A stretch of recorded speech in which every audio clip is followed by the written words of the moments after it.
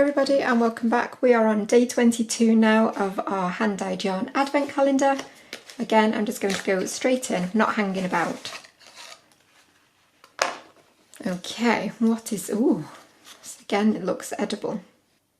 Again, another one, I'm not sure, let me just wait for the camera, there we go. Rhodochrosite. Again, phonetic and pronunciations if you wouldn't mind in the comments. But this is beautiful, it's almost like bubblegum, it's so pretty.